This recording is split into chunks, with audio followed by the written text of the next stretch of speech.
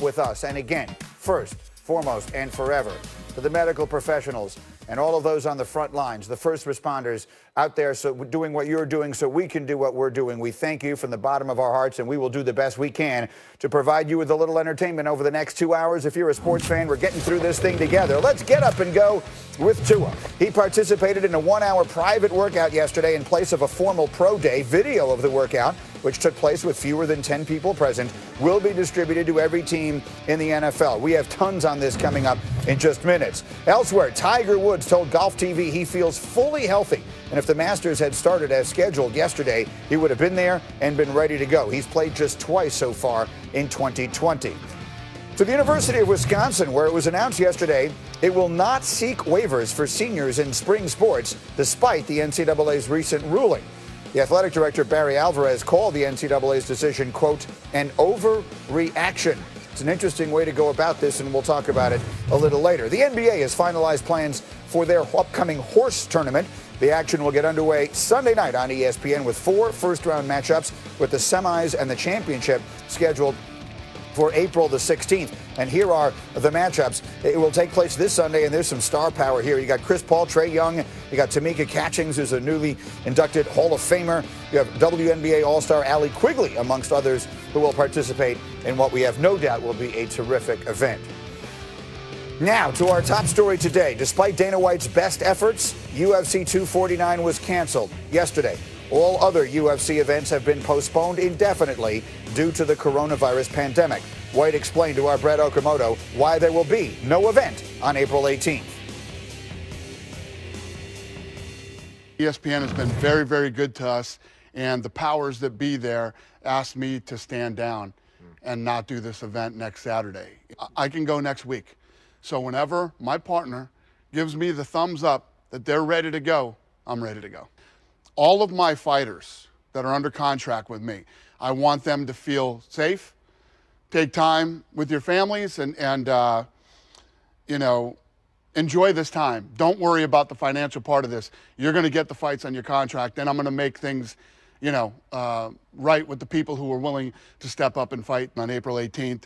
And I know the fans are chomping at the bit for some, you know, for some fights to come back. I promise them I will be first, and I will be back very soon. Now, ESPN issued the following statement about the event's cancellation. Quote, ESPN has been in constant contact with the UFC regarding UFC 249. Nobody wants to see sports return more than we do, but we didn't feel this was the right time for a variety of reasons. ESPN expressed its concerns to the UFC, and they understood. For more, let's bring in Brett Okamoto, fresh off that conversation with Dana yesterday. Brett, Dana seemed adamant all along, including on our show this week, that he was going to put this on next week. What changed? I mean, you heard it there in his statements that he told me. Nothing changed as far as he was concerned. I mean, he and his staff, the executives, they were working around the clock. I mean, he said that he was really putting his staff through the ringer, trying to keep this event together, and he had it. He had a partner in a venue in California. The fighters were on board. I mean, I talked to fighters yesterday before I spoke to Dana White, who said that they had received their flight information, that they knew where they were flying, that they knew where they were going to be transported to. So all systems were go for Dana White. But, you know, he is the leader of this universe. He is the most important man in mixed martial arts. But this issue has now expanded beyond his control, you know, and you heard it from him, that ESPN, some of the government officials in California expressed a lot of concern about, hey, we're telling the state to shut down. I know this is on an Indian reservation, but we really, really strongly urge you to not go through with this. And again, if it were up to Dana, I still think he would, but the decision was taken out of his hands. So in that conversation, he certainly, and anyone could hear it, he seems very eager to put fights back on as soon as possible, to be the first ones back. When should we expect to see UFC back? Man, it's difficult to predict anything in this climate, right? But I think the UFC's next pay-per-view is a month from now. It's May 9th. It's UFC 250. That's what it's called, at least right now. And yesterday as well, they were talking about fights on that card. They were talking to some of the athletes there. They were moving some things around. That card was supposed to take place in Brazil. Obviously, they got to remove a lot of the Brazilian fighters if they're going to have it in the States. So I think, you know, they're going to take a little break. Dana White told me after that interview, you're not going to see me for a little bit because I put a lot of work into this. Now I got to regroup a little bit. But I think when they reconvene and they start talking talking about things. You know, Las Vegas is shut down until April 30th. The White House has told us that the country is shut down and the social distancing measures are in place until April 30th. But if that remains the case and we see a little bit of improvement just in this general situation, like you said, Dana White wants to put on fights. And I would say that May 9th, that next pay-per-view it's optimistic, but it's feasible. It's what I would guess right now. So for the first and foremost priority for everyone, including him, is the safety and health of everybody who is involved. What do you know about what he's doing to ensure the safety of the fighters and everybody else involved in the events? You know, I wish I knew more, to be quite frank with you, Greeny. I mean, Dana White had been holding these details very close to his chest. But, you know, I did speak to, you know, like I said, some of the fighters that were going to be traveling to California to participate at UFC 249.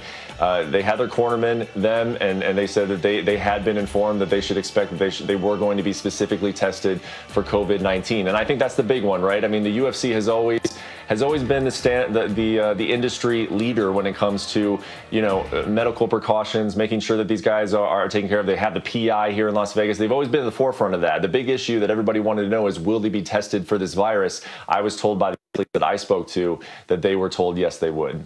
Brett Okamoto with the very latest on a very dramatic day in UFC. Brett, thanks very much.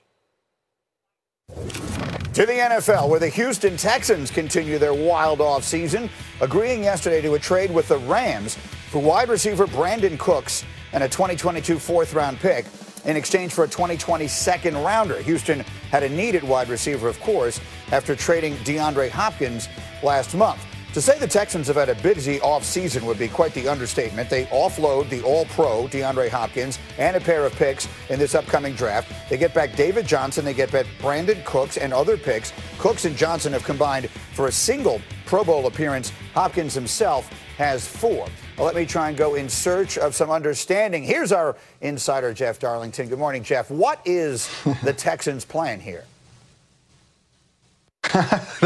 That's the question that everybody in Texas would like to know, those following the Texans and Bill O'Brien's tenure. Now, the interesting part about this is that we talk about the offseason. This really is an extension of when Bill O'Brien became the general manager, maybe even in an unofficial capacity before this season started, trading for Laramie Tunsil, giving up a first-round pick to do so. That becomes the question. Will Bill O'Brien, in his efforts and attempts to change the culture with the Texans, get enough time as the general manager to do that? Because he is squarely on the hot seat at this point, despite the fact that he only has one losing season since he joined the team in 2014.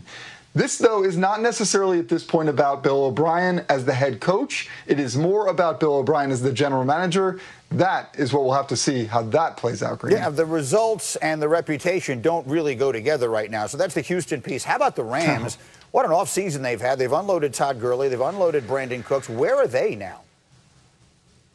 Yeah, I was talking to Jared Goff actually briefly about this yesterday, just about Brandon Cooks being sent off, because I know that Goff was a big fan of Brandon Cooks. He felt like he was just such a high character guy in the locker room, a really solid player for the team.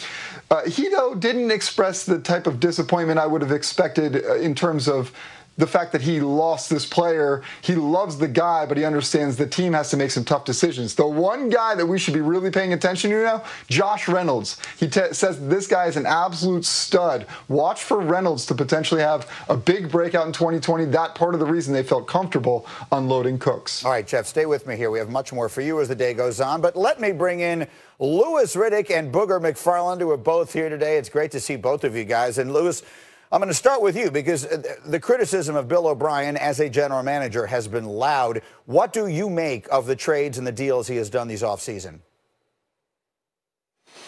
Well, clearly, I think it's obvious, Greeny, that when you're talking about the trade market, Bill has struggled to extract maximum value and get fair return in some of the trade deals he's made, starting with the timing that was a little bit botched as far as, you know, Jadeveon Clowney and his ouster, what he paid for Laramie Tunsil, and then not signing him and not making it contingent upon signing a long-term contract. Now Laramie Tunsil absolutely has all the leverage on them in that regard. What he received in return for for DeAndre Hopkins in comparison to what Stephon Diggs netted the Minnesota Vikings. People are comparing that. And then now, when you're trading for Brandon Cooks and basically swapping out DeAndre Hopkins for Brandon Cooks, and Brandon Cooks has an injury history, I'm sure that's part of the reason why the Rams were willing to move on from him, besides the fact that they wanted to get out from underneath that contract. That calls that into question. And then when you just think about the football aspect of it, and you look at how their wide receiver room is composed right now with guys like Kenny Stills and Will Fuller and Brandon Cooks, that's really not the kind of mix, along with Randall Cobb, that you're looking for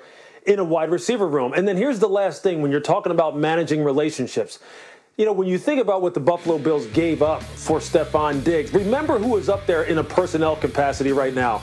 It's Brian Gaine, who Bill O'Brien ousted down there in Texas. You start to wonder, was he not able to go ahead and have Buffalo be a player for DeAndre Hopkins because of the fact that maybe that relationship is strained? And you know how much I talk about managing relationships. So now it's going to call into question that relationship and how that maybe was mismanaged and led to Brian Gaine being ousted from there. The relationship between him and DeAndre Hopkins, it's no secret that those two weren't fond of each other, despite the fact that they tried to make that just a contract situation. Bill says DeAndre wanted more money. DeAndre wanted to get out of there. Everyone knows that those two did get along and see eye to eye. That's not hard to figure out. You just have to make a few phone calls and figure that one out. So right now, Jeff is right. This is not about Bill the coach. This is about Bill the GM. This is about Bill the deal maker. And right now, look, you could look at the deals that he has made going all the way back to last year and go, he needs some help, and they better get it fast. So, Booger, let's be reasonable here, or let's be fair. The entire list of coaches who have won 4 divisions in the last 5 years is Bill Belichick, Andy Reid, and Bill O'Brien. So for all of the criticism, he's obviously doing something right. Where does the truth lie in all of this? Well, Greeny, I think he's done a really nice job at being a coach and bringing Deshaun Watson along. But it's going to be hard to separate Bill O'Brien and the job he's done as a head coach with some of the trades that Bill O'Brien has made, because from a relationship standpoint, being a GM and being a head coach are very, very different. And I just look at this last trade. Once you get past the picks and all that, he basically traded DeAndre Hopkins